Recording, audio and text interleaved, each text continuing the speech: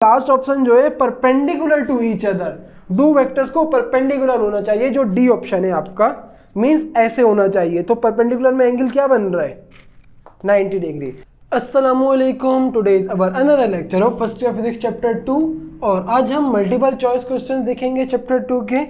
और चैप्टर 2 में सबसे पहला आपके पास एमसीक्यू है जिसमें कहा जा रहा है to get a resultant displacement of 10 metre, two displacement vectors of magnitude 6 metre and 8 metre should be combined।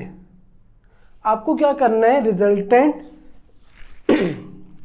कुछ इस तरह से कहा जा रहा है। नंबर 1 है आपको कह रहे हैं कि रिजल्टेंट जो है आपका वो 10 मीटर होना चाहिए और दो डिस्प्लेसमेंट वेक्टर्स हैं, लेट्स सपोज ए और बी हैं। एक आपको दे दिया है 6 मीटर और वेक्टर भी आपको दे दिया है कितना 8 मीटर। कह रहे हैं कि इन दोनों को हम कैसे कंबाइन करें कि आपके रिजल्ट जो है वो 10 मीटर आ जाए।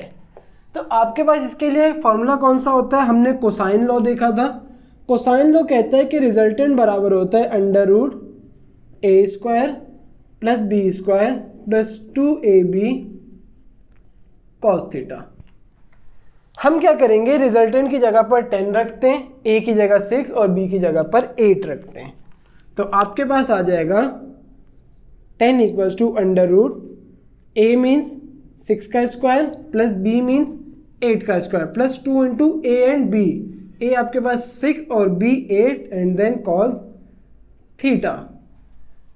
तो यहाँ पे 10 इक्वल्स टू अंडर रूट 6 का स्क्वायर 36 प्लस 8 का स्क्वायर 64 प्लस 2 इंटू 6 इंटू 8 क्या आ जाएगा, 2 मल्टीप्लाई 6 36 मल्टीप्लाई 8 या ऐसे कर लेते हैं कि 6 इंटू 8 आपके पास क्या आएगा, 8 multiply 6 48 48 into 2 96 cos theta. Now ये 10 एज इट इज रहेगा is equals to 36 plus 64 100 plus 96 cos theta. अब हम इसे मजीद सॉल्व नहीं कर सकते, दोनों तरफ अगर स्क्वायरिंग कर लें, हम क्या कर रहे हैं स्क्वायरिंग कर रहे हैं।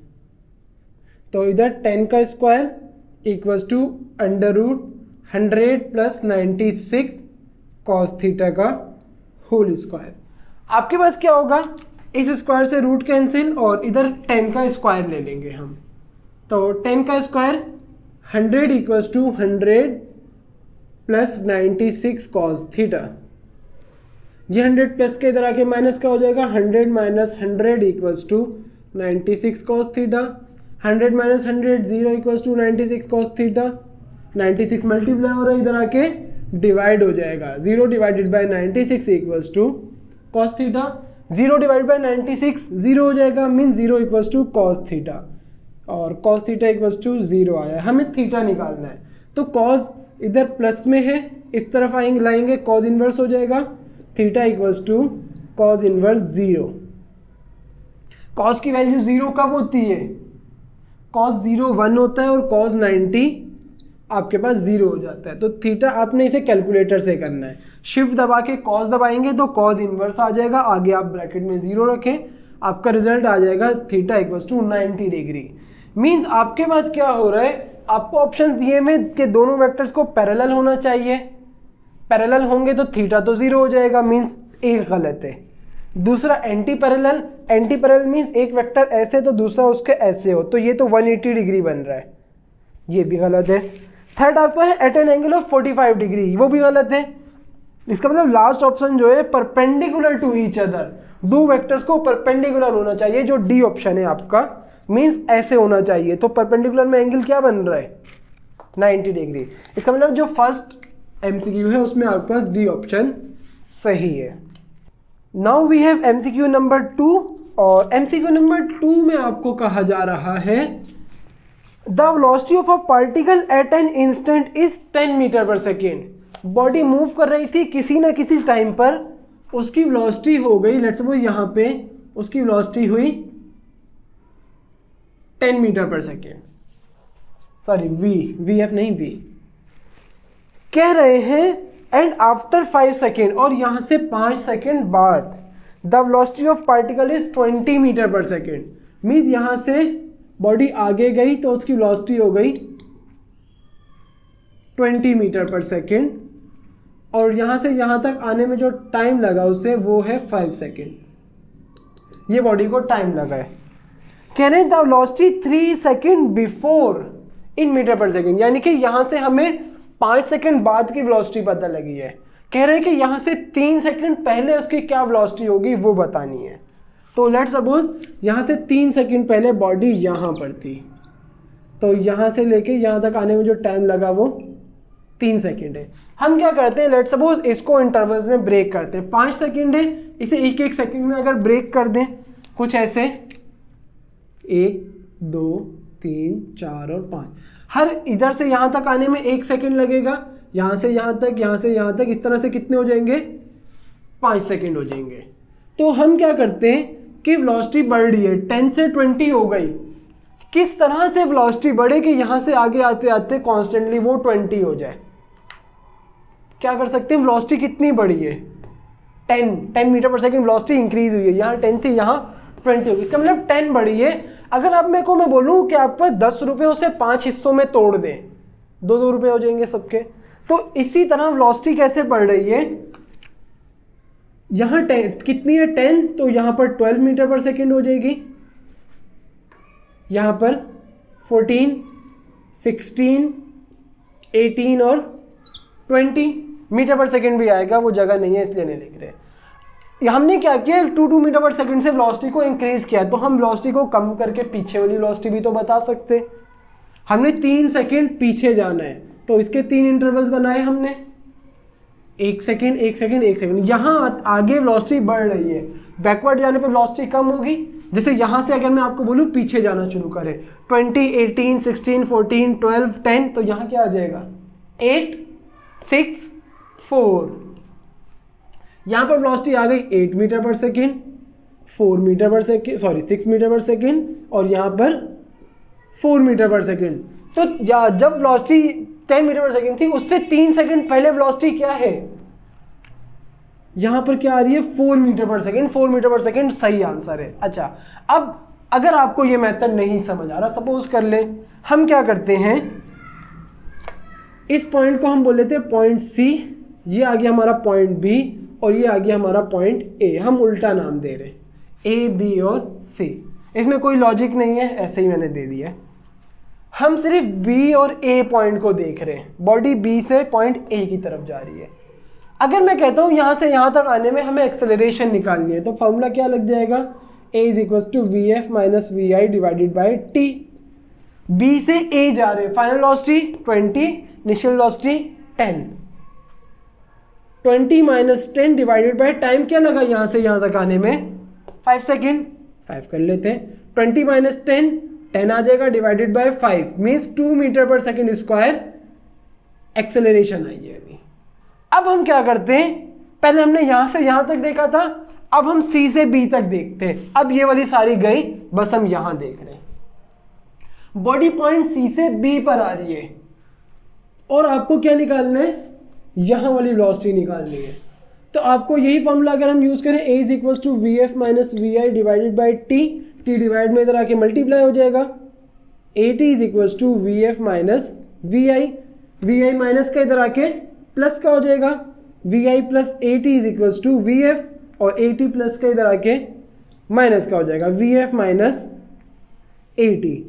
हम क्या कर रहे हैं, सी और बी को देख रहे हैं। सी इनिशियल पॉइंट हो गया है, बी फाइनल पॉइंट है, मीन्स यहाँ जो वेलोसिटी होगी वो इनिशियल वेलोसिटी है, जिसे हमने ये रिप्रेजेंट कर दिया। उसके ऊपर मैं सी लिख रहा हूँ कि पॉइंट सी पर जो वेलोसिटी है वो है ये, is equal to v f, ये फाइनल वेलोसिटी है 10 माइनस एक्सेलरेशन 2, और टाइम कितना लगे यहाँ से यहाँ तक आने में 3 सेकेंड, 2 इंटू 3, 10 माइनस 2 इंटू 3 6, तो 10 माइनस 6 क्या आ जाएगा 4 मीटर पर सेकेंड। यहाँ पर वेलोसिटी आ गई 3 सेकेंड पहले की।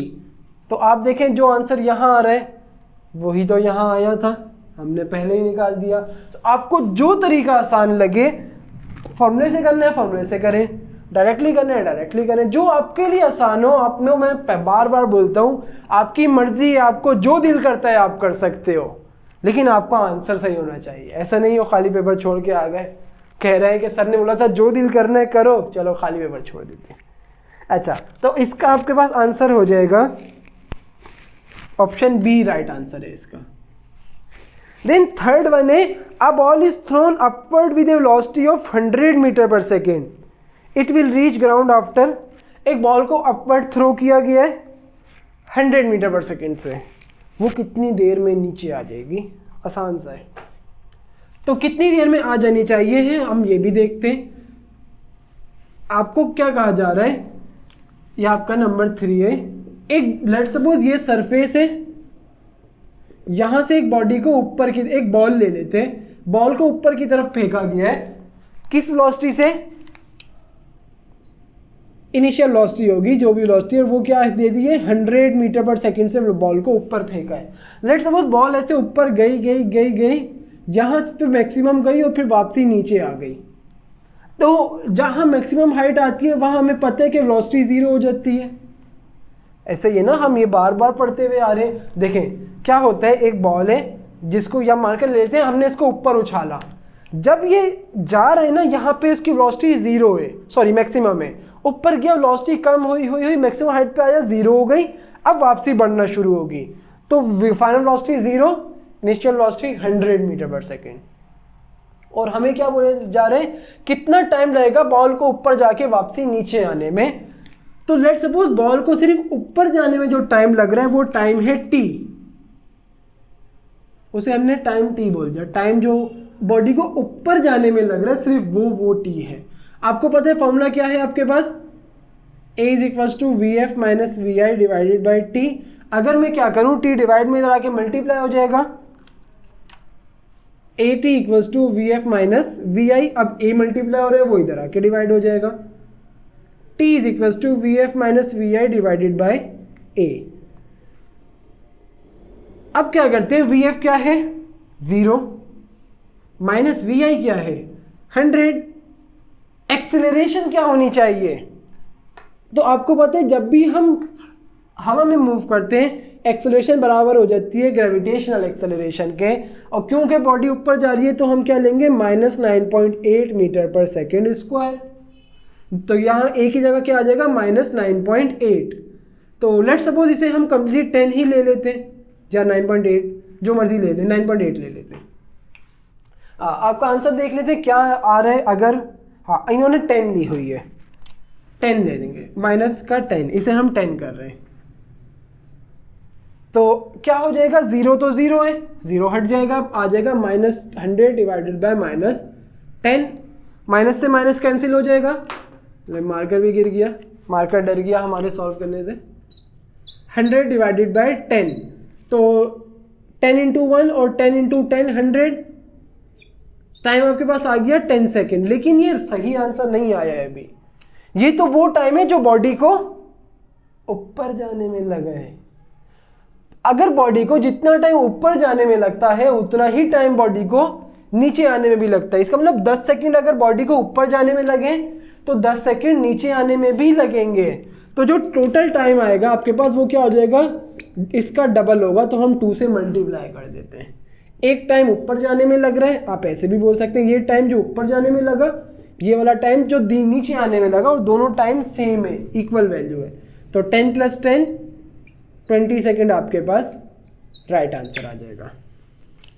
तो ये आपके पास कौन सा हो गया है,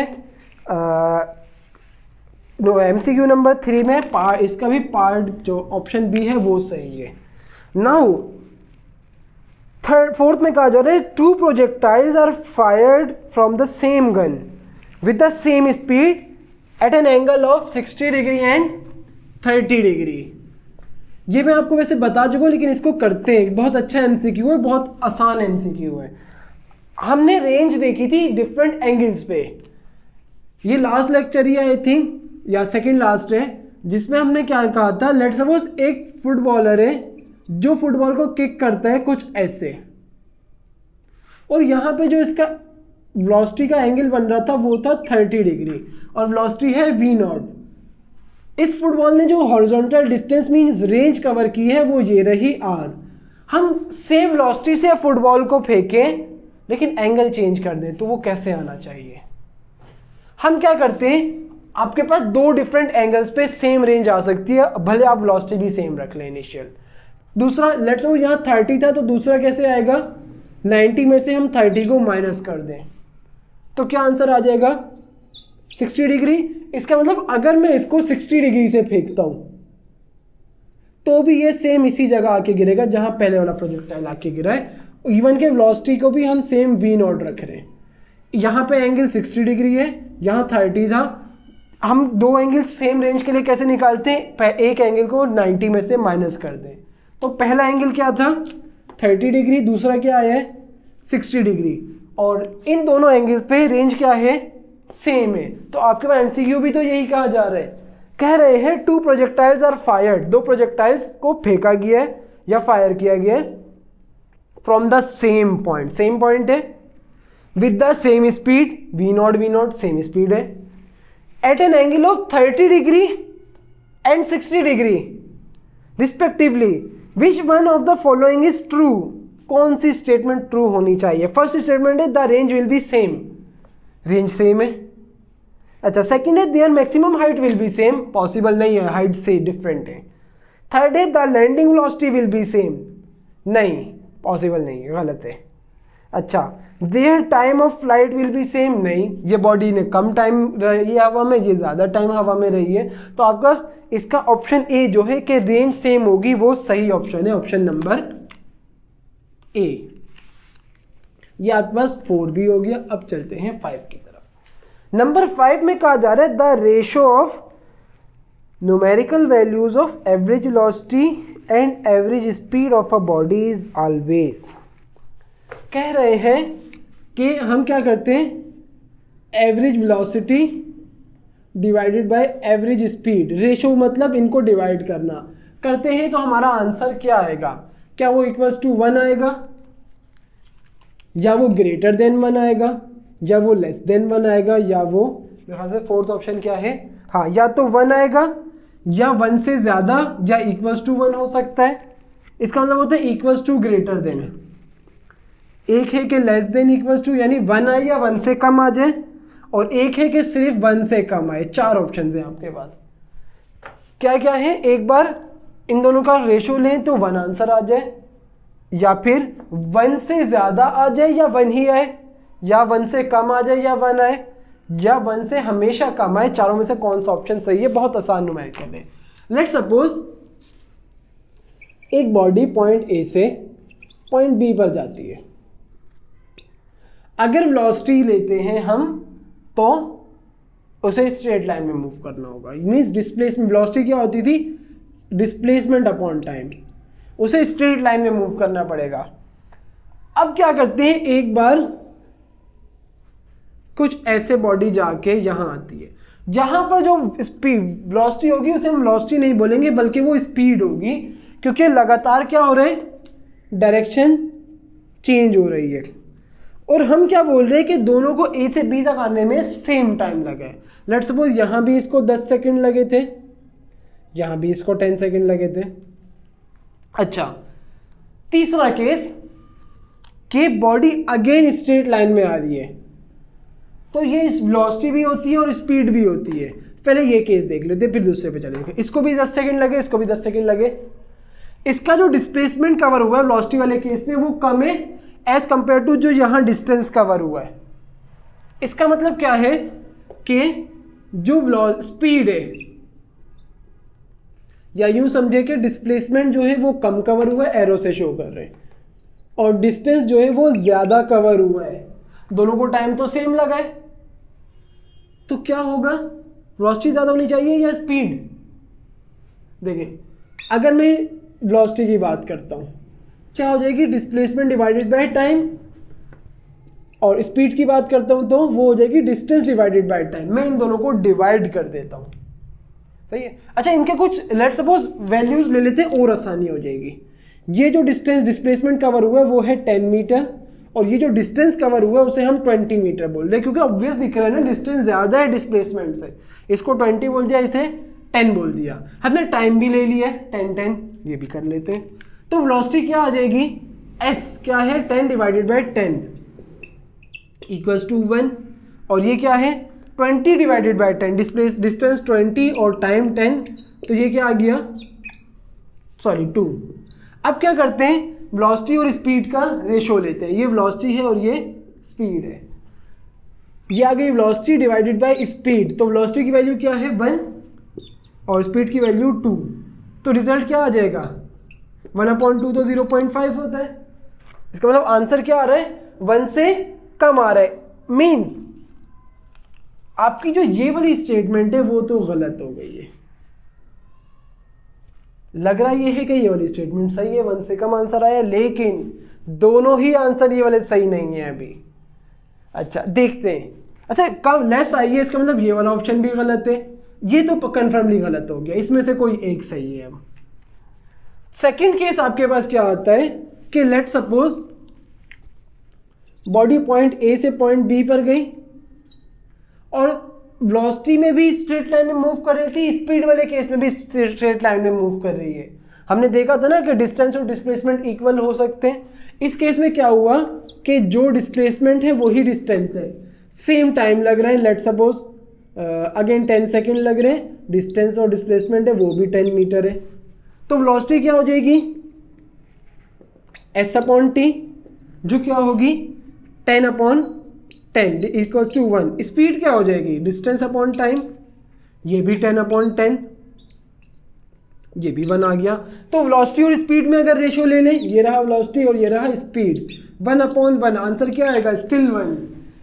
यहाँ पे लेस देन 1 है, यहाँ पे इक्वल्स टू 1 है, यानी दो कंडीशन सेटिस्फाई हो रही है, या तो रेशियो लेस देन 1 होगा या तो इक्वल टू 1 होगा। वो कहाँ लिखा हुआ है, ये रहा, इस साइन का मतलब होता है लेस देन और इक्वल टू, एक लेस का साइन है और एक इक्वल का साइन है, इसका मतलब कि ये वाला जो है v velocity divide by v speed, ये ऑप्शन सही है कि लेस देन हो सकती है या इक्वल टू हो सकती है। आप चाहें तो इसे याद कर लें, थोड़ा मुश्किल कॉन्सेप्ट है लेकिन कॉन्सेप्ट लेना ज़रूरी है। मैं ऐसा नहीं कि आपको आंसर बता दूं, उसका कोई फ़ायदा नहीं होगा आपको। तो ये ऑप्शन आपके पास है ऑप्शन बी, ज़्यादा बी आ रहे हैं आपके पास। अच्छा नंबर 6 है if the average velocity of a body becomes equals to instantaneous velocity body is said to be. अच्छा ये मैं आपको वैसे बताया था, इसका आंसर जो है वो यूनिफॉर्म वेलोसिटी है, और मैं आपको इसे समझाने की कोशिश करता हूँ, थोड़ा सा मुश्किल कॉन्सेप्ट है ये, थोड़ा सा, इसमें कोई कैलकुलेशन नहीं है। कह रहे हैं कि आपके पास वी एवरेज वेलोसिटी और इंस्टेंटेनियस वेलोसिटी इक्वल है, तो आपकी वेलोसिटी क्या कहलाएगी, तो आपकी जो वेलोसिटी होगी वो यूनिफॉर्म यूनिफॉर्म हो जाएगी, यूनिफॉर्म वेलोसिटी हो जाएगी। कैसे होगी, एवरेज वेलोसिटी क्या है, टोटल जितना भी उसने डिस्टेंस या डिस्प्लेसमेंट बोलते हैं, डिस्प्लेसमेंट कवर किया वो डिवाइडेड बाय जो भी उसको टाइम लगा एक पॉइंट से दूसरे पॉइंट तक जाने में, वो क्या हो गई एवरेज वेलोसिटी।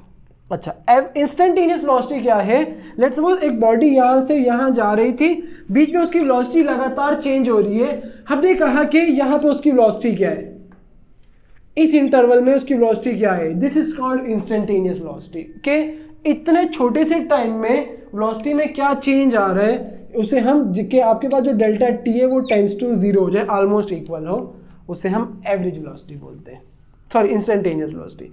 तो लेट्स सपोज यहाँ से यहाँ तक आने में बॉडी की वेलोसिटी सपोज कर रहे हैं चेंज हो रही हो, और जितनी भी बार चेंज हुई हो, यहाँ से यहाँ तक आने में उसकी जो एवरेज वेलोसिटी निकाली गई वो क्या थी, let's suppose 5 metre per second. अब क्या होता है, आपको कहा जाता है इस पॉइंट पे इंस्टेंटेनियस वेलोसिटी निकालो, यहाँ निकालो, यहाँ निकालो और यहाँ निकालो। आपने क्या किया, यहाँ पे चेक किया, इंस्टेंटेनियस वेलोसिटी आई 5 मीटर पर सेकेंड, फिर से चेक किया, फिर से instantaneous velocity 5 metre per second I, again check किया, फिर 5 metre per second instantaneous velocity आ गई, और एक और बार instantaneous velocity 5 metre per second आ गई। इसका मतलब क्या है, एवरेज वेलोसिटी और इंस्टेंटेनियस वेलोसिटी की वैल्यू अगर सेम है तो इसका मतलब वेलोसिटी तो चेंज ही नहीं हो रही ना, 5 है बाद में भी 5 है, 5 है, 5 है। अगर एवरेज वेलोसिटी और इंस्टेंटेनियस वेलोसिटी की वैल्यू सेम होना शुरू हो जाए तो आपकी जो बॉडी की वेलोसिटी होगी वो यूनिफॉर्म वेलोसिटी कहलाएगी, जो कि न्यूमेरिकल MCQ नंबर 6 है।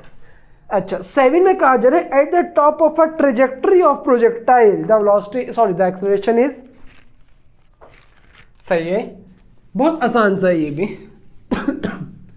ट्रेजेक्टरी क्या होती है, जो वो प्रोजेक्टाइल अपना पाथ फॉलो करता है उसे ट्रेजेक्टरी बोलते हैं। जैसे यहाँ एक फुटबॉल थी, अगेन उसे किक मारी गई, वो पाथ ये फॉलो करते हुए आगे गया है, फुटबॉल ऐसे गई है, तो ये जो पाथ फॉलो हुआ है ना इसे ट्रेजेक्टरी बोलते हैं। यहाँ मैक्सिमम हाइट कहाँ पर होगी, ये मैक्सिमम हाइट है ऑब्वियसली, ये रही आपकी मैक्सिमम हाइट। इस पॉइंट पर एक्सेलरेशन क्या होगी, तो ये तो आपको बताना चाहिए।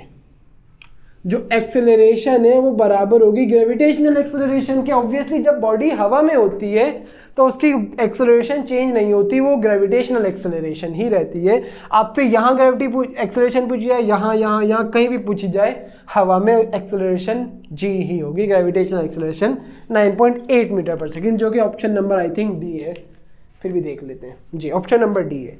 अच्छा कह रहे at what angle the range of projectile becomes equal to height of projectile. Condition दी हुई है एक्चुअली, आपको कह रहे हैं किस एंगल पर प्रोजेक्टाइल को प्रोजेक्ट किया जाए। कैसे, ये आपका एक प्रोजेक्टाइल प्रोजेक्ट हो रहा है, यहाँ कुछ एंगल बन रहा होगा ना थीटा वेलोसिटी का, वो एंगल बताना है। और क्या होना चाहिए आपके पास कि जो रेंज है वो हाइट के बराबर हो जाए या मैक्सिमम हाइट के बराबर हो जाए, कुछ भी बोल सकते हैं। कंडीशन क्या है, थीटा बताएं जब रेंज और मैक्सिमम हाइट बराबर हो जाए। तो हमने क्या किया, हम इसी कंडीशन को यूज करते हैं। रेंज का फॉर्मूला क्या था, v0 square sine 2 theta divided bye g, और मैक्सिमम हाइट का फॉर्मूला क्या था, मैक्सिमम हाइट का formula v0 square sine square theta divided bye 2g। ये आपके पास क्या था, मैक्सिमम हाइट का फॉर्मूला था। तो हमने सिंपल क्या किया है, आपको कहा गया रेंज मैक्सिमम हाइट पर कब होगी, हमने इसी इक्वेशन में फॉर्मूले पुट करवा दिए। अब आपको कुछ कैंसिल हो रहा है, कैंसिल हो रहे हैं, क्या कैंसिल हो रहा है, इस v0 स्क्वायर से v0 स्क्वायर कैंसिल, इस g से ये g कैंसिल। आप चाहें तो इसको ऐसे भी कैंसिल कर सकते हैं, g डिवाइड हो रहा है, इधर आके मल्टीप्लाई होगा, तो वो g कहाँ आ जाएगा, यहाँ आ जाएगा, g से g कैंसिल। तो हम आमने सामने की चीज़ों को भी कैंसिल कर सकते हैं। आमने सामने की चीज़ें सिर्फ तब कैंसिल होंगी बीच में इज इक्वल्स टू y, और जो चीज़ें हैं वो मल्टीप्लाई में हो, ऐसा नहीं हो ऐड हो रही हैं आपने कैंसिल कर दिया, तब नहीं होगा। जैसे आपके पास ऐसे लिखा हुआ है v0 square plus 2 theta 2 sine theta equals to divided by g equals to v0 square plus 2 cos theta. अब आप इससे इसको कैंसिल नहीं कर सकते, चीज़ों का मल्टीप्लाई होना ज़रूरी है पूरी वैल्यू से। अच्छा खैर हम इसको सॉल्व करते हैं, हम मैथ नहीं पढ़ रहे अभी। क्या बच गया आपके पास, एक साइड पर sine 2 theta equals to sine square theta divided by 2। Sine 2 theta बराबर होता है आपका, ये एक्चुअली फॉर्मूला है 2 sine theta cos theta equals to sine square theta. Sine square theta है, साइन स्क्वायर थीटा लिख देते हैं डिवाइडेड बाय 2। अब आपके पास ये जो साइन स्क्वायर थीटा, इसका मतलब है 2 बार साइन थीटा आपके पास, तो इस साइन थीटा से एक स्क्वायर कैंसिल हो जाएगा। क्या बच गया आपके पास, 2 cos theta equals to sine theta divided by 2। 2 divide हो रहा है, इधर आके मल्टीप्लाई होगा 2 से, 2 multiply 2 4 cos theta equals to sine theta, cos multiply हो रहा है इधर आके डिवाइड हो जाएगा, 4 equals to sine theta divided by cos theta. Sine upon cos tan theta होता है, आपको बात पता है ना, sine theta divided by cos theta हमारे पास बराबर होता है टेन थीटा के। तो हम इसको ऐसे भी लिख सकते हैं कि टेन थीटा बराबर होगा 4 के, टेन इधर पॉजिटिव है, इधर आके टेन इनवर्स हो जाएगा, तो theta equals to tan inverse 4। और जब आप इसे कैलकुलेटर में कैसे रखेंगे, शिफ्ट दबा के टेंजेंट 10 का बटन जब दबाएंगे और फिर ब्रैकेट में 4 लिख देंगे, तो आपका आंसर आएगा 76 डिग्री। तो ये आपके पास आई थिंक ऑप्शन कौन सा हो सकता है, ऑप्शन नंबर सी इसमें सही है। Now we have MCQ number 9, और 9 में कहा जा रहा है the angle at which dot product becomes equal to cross product. आपको कहना है कि एंगल बताएं जिस पर A dot B dot product जो है वो बराबर हो जाए क्रॉस प्रोडक्ट के। आसान है, ये भी ज़्यादा मुश्किल नहीं है। तो क्या कर सकते हैं हम, हमें ए डॉट बी और ए क्रॉस बी का फॉर्मूला पता है। ए डॉट बी किसके बराबर होता है, ए बी कॉस थीटा के, और A cross B A B sine theta के। ये हम पास्ट लेक्चर्स में देख चुके हैं, अगर आपने नहीं देखे तो आप जाके उसे देख लें लाजमी। अच्छा, अभी हमने थोड़ी देर पहले बताया कि सामने वाली चीज़ें कैंसिल हो सकती हैं, तो ए से ए और बी से बी कैंसिल। आपके पास क्या आ गया, cos theta equals to sine theta. अच्छा, यहाँ आपको एक बात समझनी है। वो बात क्या समझनी है कि अगर आप देखें कॉस थीटा, अगर मैं इसको कॉस मल्टीप्लाई बाय 1 लिख दूँ, कोई फ़र्क आ जाएगा मेरे एक्सप्रेशन में? 1 मल्टीप्लाई कॉस, वापसी कॉस आ जाएगा, इसका मतलब कोई फ़र्क नहीं आ रहा। लेकिन हमारा काम ज़रूर बन चुका है। कैसे? कॉस मल्टीप्लाई हो रहा है, इधर आके डिवाइड हो जाएगा, तो 1 equals to sine theta divided by cos theta. अब हमें पता है साइन अपॉन कॉस किसके बराबर होता है, टेंजेंट थीटा। इसे हम ऐसे भी लिख सकते हैं, tan theta equals to 1। Tan plus का इस तरफ आके इन्वर्स हो जाएगा, तो थीटा आ जाएगा टेन इन्वर्स 1। और टेन इन्वर्स 1 कब होता है आपके पास, 45 डिग्री पे। ये आपको एंगल्स याद होने चाहिए, जिस तरह मुझे याद है आप भी याद कर सकते हैं। तो MCQ नंबर 9 आपके पास आंसर आ है, इसका भी ऑप्शन नंबर बी सही है, बी के बहुत ज़्यादा आ गए। अच्छा, if the dot product of two non zero vector vanishes, दो वेक्टर्स हैं, इसे समझें। नंबर 10 में कहा जा रहा है दो वेक्टर्स हैं, वेक्टर ए और वेक्टर बी। कह रहे हैं दोनों जीरो नहीं है, मीन्स ना ए वेक्टर जीरो है नॉट इक्वल्स टू जीरो, और ना ही वेक्टर बी जीरो है।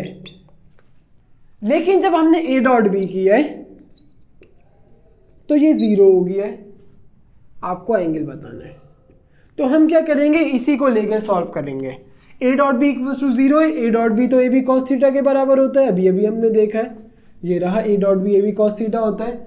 ए बी मल्टीप्लाई हो रहे हैं, इधर आके डिवाइड हो जाएंगे, तो कॉस थीटा बराबर आ जाएगा 0 डिवाइडेड बाय ए बी, और 0 के डिनोमिनेटर में कुछ भी आ जाए 0 के अलावा तो पूरी वैल्यू 0 हो जाती है। कॉस इधर प्लस का इस तरफ आके इन्वर्स हो जाएगा, कॉस इन्वर्स 0। कॉस की वैल्यू 0 कब होती है, अभी हमने थोड़ी देर पहले MCQ शायद 1 में देखा, 90 डिग्री, 90 पर कॉस की वैल्यू 0 हो जाती है। तो इसमें आपका जो ऑप्शन है वो आ गया ऑप्शन नंबर सी, जिसमें कहा जा रहा है perpendicular to each other. Perpendicular में ऐसे ही होगा ना, दो वेक्टर्स परपेंडिकुलर हो, ऐसे एंगल क्या बन रहा है, 90 बन रहा है ऑब्वियसली। तो आपके पास ये क्या हो गया, ऑप्शन नंबर सी 10 में सही हो गया है। तो मेरा ख्याल है आज का लेक्चर यहीं पे एंड करते हैं। लेक्चर मुश्किल नहीं था, समझने के लिहाज से थोड़ा सा मुश्किल था, लेकिन आप एक चीज़ को याद रख लें, अपने माइंड में रखें कि इन MCQ को सॉल्व करने के बहुत सारे तरीके हैं। अब आपके माइंड में क्या आता है, इस चीज़ को आप कैसे कर सकते हो कि आपको ना दो चीज़ें, अगर आपने अच्छे मार्क्स लेने, पहली चीज़ बुक की एक एक लाइन रीड की भी होनी चाहिए आपने, और ऐसी रीड होनी चाहिए कि आपसे कोई लाइन बोली जाए ना आपको पता हो ये किस चैप्टर से ली गई है। और दूसरा, आपने चीज़ों को याद करने के बजाय, रट्टे लगाने के बजाय चीज़ों को खुद से लिखना सीखना है।